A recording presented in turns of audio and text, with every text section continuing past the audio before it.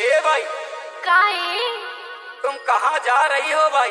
मैं तो बाजार जा रही हूँ बाबू। तुम बहुत अच्छी लगती हो भाई। आप गाना गाते हो बाबू? मैं खाना भी खाता हूँ, गाना भी गाता हूँ, कभी भालू भी नचाता हूँ और कोसना भी पीता हूँ भाई।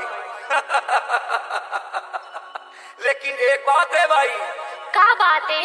तुम बहुत अच्छी दिखती हो भाई, तुम बहुत अच्छी लगती हो भाई।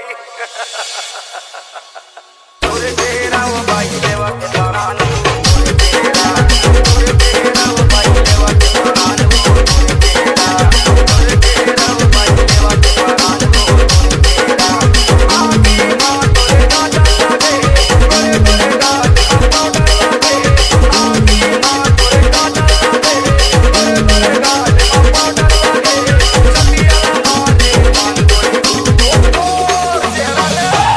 तोर चेहरा वो तोरे चेहरा वो भाई देवा के दौरान। देव प्रकाश धूरी।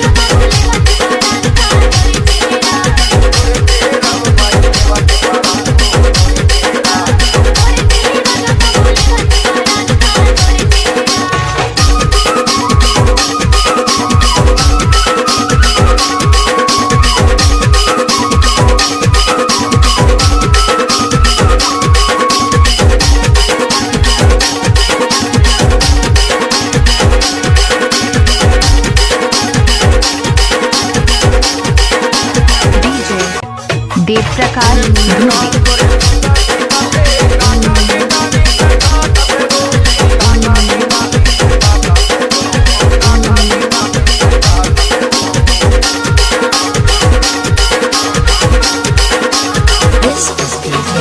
देव प्रकाश धूरी।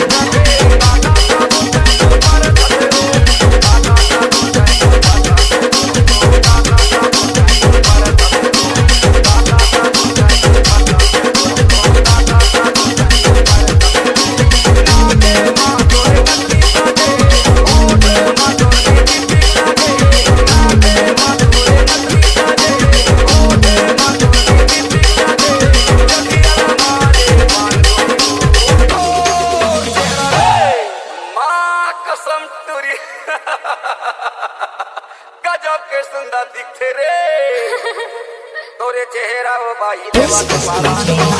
देव प्रकाश धूरी।